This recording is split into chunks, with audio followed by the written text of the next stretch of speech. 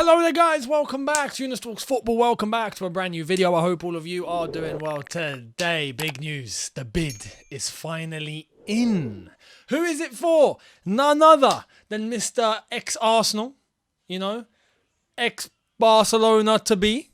We've had that sort of player happen before, haven't we? Do you remember Cesc Fabregas? Yeah, And you remember all the Arsenal lot that came to us? Yeah, it always ends well, doesn't it? Well, hopefully, if this goes through, it ends well. But Barcelona have decided to put a stumbling block in. We'll get to that very shortly and see exactly what condition they're asking for. It's funny how the world works, isn't it? We'll get to that. Before we do, though, I want to let you know this video is brought to you and sponsored by the OneFootball app. So for all your latest, including all the information I am giving you in today's video, you can find in the OneFootball app. Make sure you download that now for all of your latest, your stats, your team stats, your results, your fixtures, whatever. In the football world, it's there. Hit it now, link in the description, download it and enjoy. Let's get cracking, shall we? Pierre-Emerick Aubameyang. Aubameyang who? Aubameyang what?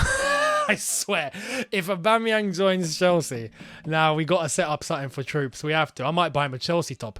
Might have to at this point, if your best mate goes to Chelsea, you're going to have to rock it, innit? Surely. Anyway, let's get cracking. David Ornstein fills us in with the latest, saying, Chelsea have submitted a bid to sign Pierre-Emerick Aubameyang from Barcelona. Offer believed to be £15 million plus Marcos Alonso moving the opposite way. FC Barcelona are yet to respond. Personal terms with the 33-year-old Gabon striker would be no issue. Fantastic. You hear that and you think, great, this is happening, isn't it? Well, not yet. And here's Fabrizio Romano to explain why. Because Barcelona have decided to ask for something. It had to be Chelsea, innit? It just had to be. Check this out.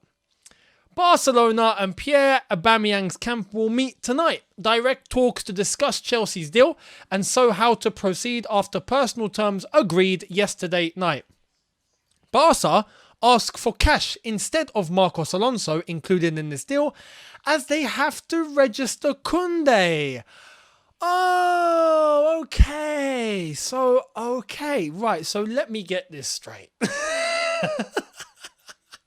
As I said, it's funny how the world works, isn't it? We spend that long trying to go for Koundé. And then Kalma Koundé comes into the world, right? Kalma Koundé and Mr. Gerard Romero tells us, no, Barcelona, 99%. It's done. And then he gets proven right. And then Koundé goes to Barca, and now you want us to allow you to register him?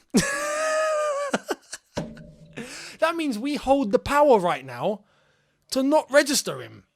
Is that what you're telling me? Do we take Aubameyang and allow cash to get to Barcelona and allow them to register Koundé? Or should we be very spiteful and just go, no deal. You ain't registering him. Nah, you know what? They want cash. Barca want cash instead of Marcos Alonso, so they want cash, which I don't quite get, because what do they think they're going to give us for Marcos Alonso? Rupees? Or sweets? Do you know what I mean? We're going to give you cash for this Aubameyang deal, and then you're going to give us cash for Alonso. Well, you're still in a net spend there and you're still getting the exact same money. So why don't you just take cash and Alonso and give us Aubameyang? And then after that, you're going to have to sort the rest out for yourselves. The only logic that I can think of is for them to get cash, for them to sell Aubameyang, get that money, use that money, register, and then buy Alonso. Maybe it's all because of time. But I don't quite get the logic there. I find it actually quite bizarre that apparently they can't register Koundé. What a surprise. Unbelievable. I don't know how this one's going to go. I do know Chelsea are not willing to pay 30 million euros, which is the fee that was quoted about. But 15 million and Alonso sounds about right. So I'd like to think Barca will accept it because they do want Alonso. This isn't a play we've just thrown in there. They want Alonso. They are going to get Alonso. If it's not now, it's later. So just get it done, And I guess if you want to register Koundé, Sell De Jong to us then. We'll give you all the money for De Jong, not a problem. You'll register Kunde, you'll register his father, his brother, his kid, you'll register all of them if you want. Sell De Jong. Problem solved. We have the power in this. Honestly, we really have the power in this. If they're desperate to register Kunde and they need money, not a problem. Give us Aubameyang. Listen, we'll give you Alonso, sell us De Jong. Stop trying to keep him. Just get De Jong to come to the table with us. Tell him that he's not wanted at your club. You don't want him anymore, right? That's one condition for this deal to happen. Tell him you're not wanted. Get him to us. Allow him to agree everything with us. We'll give you the money. It's a lot of money. We'll give it to you. Not a problem. We'll even pay his wages that you owe him. Yeah? And then do what you want. But in the midst of things, it means we get Aubameyang and it means we get De Jong.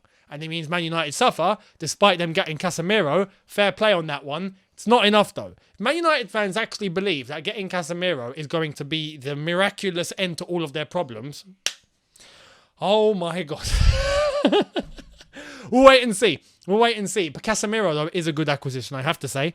But on his own, nowhere near enough. Man United still need to do a lot of business to even think that Casemiro is going to implement or help what he can do to this United team.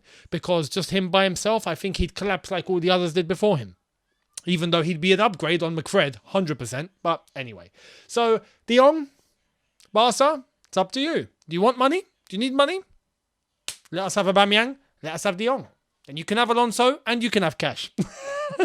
Now, moving on to the next story. We got a new signing. It's confirmed. And that happened earlier today. This is it. The latest. Welcome to Chelsea. Cesare Casadei. Welcome, Mr. Casadei. From Inter Milan. Under 19s. Top talent. Decent amount of money too. And this is another one for the future. Remember, we've bought all sorts of youngsters, 18, 19-year-olds. And I think he's going to be the 5th or the 6th 18, 19-year-old player that we've bought this summer. We are building a new squad for the future. So this guy, looking forward to seeing how he's going to perform. Welcome to Chelsea. Apparently he's very excited, very raring to go. I'm all for it. Let's see what he's made of. Some people already saying he's going to be the next Ballack. Maybe just because of the way he looks. I don't know. But Casadei, looking forward to seeing what he can do, especially in that midfield position. It's going to be a very, very intriguing one, that, because we need midfielders.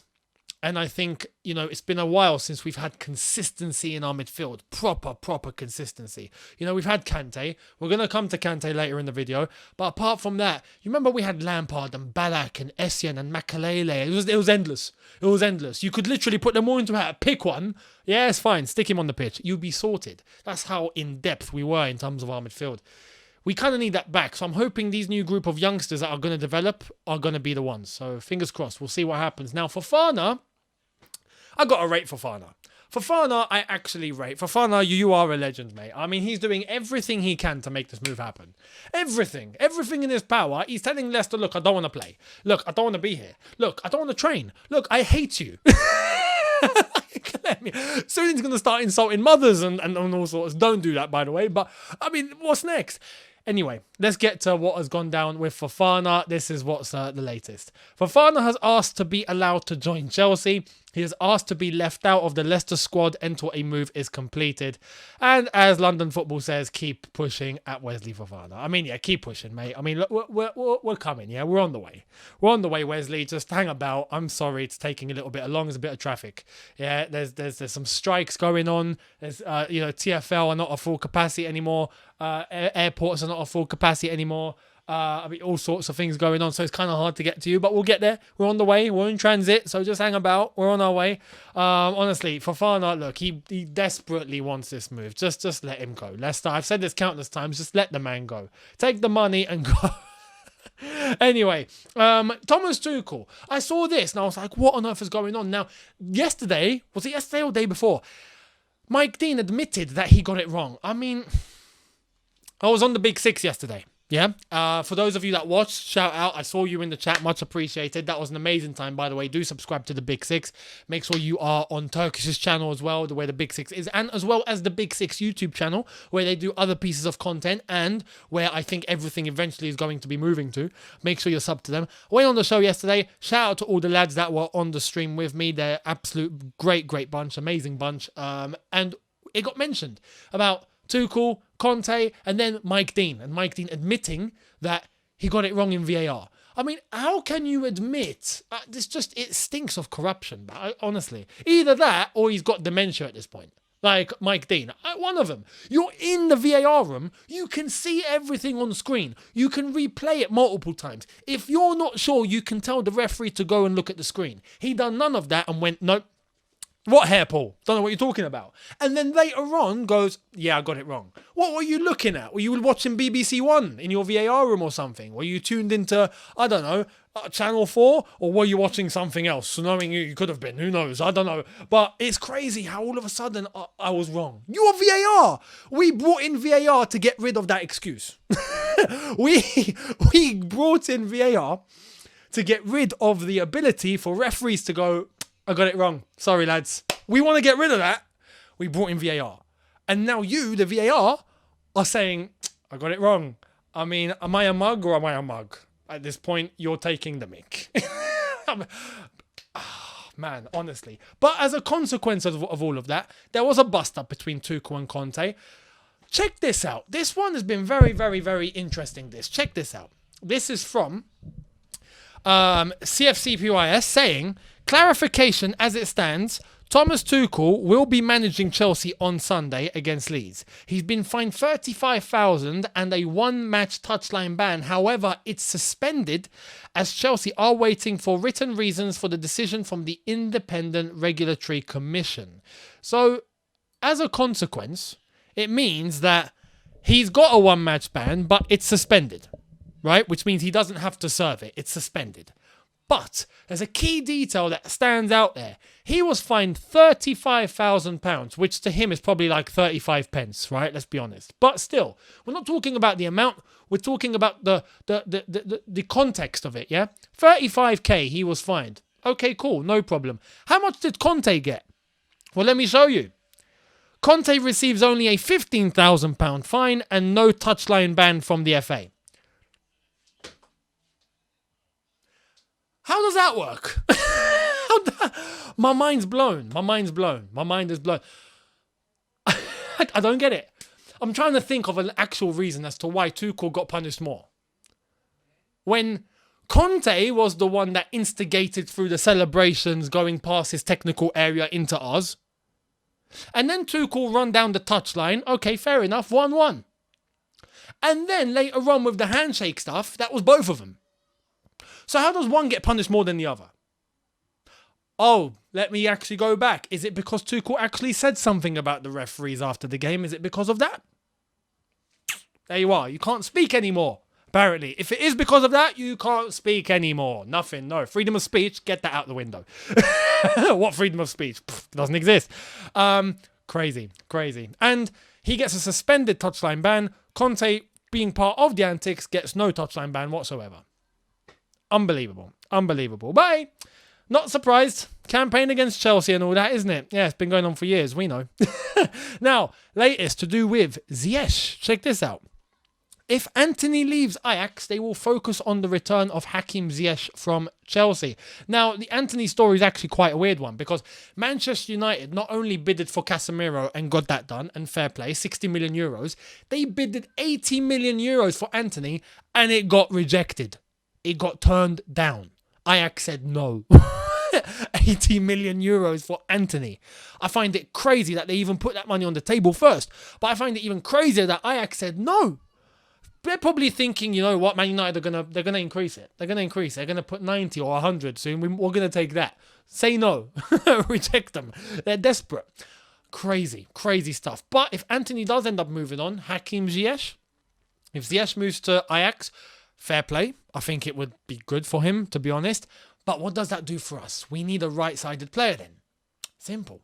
We can't just let Ziyech go and not get anyone else in. So the window's, getting tight now. We're approaching the final stretch. We're approaching the last week and a half or so.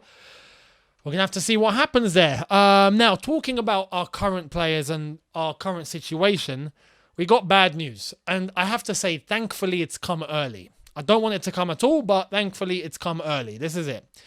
Chelsea midfielder Kante has been ruled out for weeks with an injury picked up against Tottenham. And no surprise, it's the hamstring again. At this point, I am seriously worried. Seriously worried. Because he had this problem last season. The latter stages of last season, we all saw he was trying to come back and whatnot, and he was getting a bit of game time. And we were like, okay, Kante is... thankfully, we're coming to the end of the season. He gets to have a good time out and he gets to recover properly. And we thought that was the case. And he had pre-season. He didn't go to the United States. He stayed here, got even more time to recover, looked good, looked sharp. Pre-season game against Udinese and all of that, he looked fantastic. Starting off the season, he looked fantastic. Boom. Injured your hamstring again. I mean, there's not much more we can do. You had the whole pre-season. We've given all the time in the world. He fully recovered. He's played a couple of games, and boom, his hamstring's gone again. There literally is no more you can do to help this guy's recovery. We've done everything possible here, and his hamstring is gone. So now, unlike last season, where I was waiting for us to give a chance in terms of hamstring and all that, and time and recovery, now I'm concerned. Now I am really concerned. I am beginning to think that he is past his best now. His body can't take what he wants to give. Kante here, and in terms of his technical ability and what he does when he's fit, is phenomenal. But I'm starting to think that his body can't keep up. His hamstrings cannot keep up anymore. It's done. I'm beginning to think that. Let me know your thoughts in the comment section below. We need to get a central midfielder this window now. There is no other option. We have to. Kovacic is out as well. Who's playing against Leeds? I truly don't know. Is it going to be Jorginho Loftus-Cheek? Is it going to be Jorginho Gallagher? Gallagher, I'm against him playing in a double pivot, if I'm being completely real. So, you see, we're in this situation. Thankfully, it's early. Thankfully, we get to really address the situation and the transfer market is still open. Imagine it was closed. We'd be in the same scenario we were in last season. And if something happens to Jorginho, well, we might as well shut shop. It's a warning. We have time in this window to act. We need to get De Jong. Again, this is a big indicator as to why we need to get De Jong. Get De Jong to Chelsea immediately. Because clearly, Kante is seriously struggling now in terms of his hamstrings. So let me know your thoughts down below on that. I'd love to hear your opinions and where you stand. Do you think he'll come back and he'll be fit? Or do you have the same worry I do now? 2 games and his hamstring's gone after all that recovery. It's not normal. It's not normal. And I feel for him because... we love Kante to bits. He's a top player. Maybe his legs just can't take it anymore. I don't know. Anyway, let me know. I'd love to hear your thoughts on it. Much appreciated. Hit the subscribe button if you are new. Hit the notification bell to be notified once I've uploaded. Smash the like button if you've enjoyed this. I will see all of you tomorrow for the match preview for Leeds United versus Chelsea Football Club. I'll see you then. Have a good one, people. See you tomorrow. Take care and peace.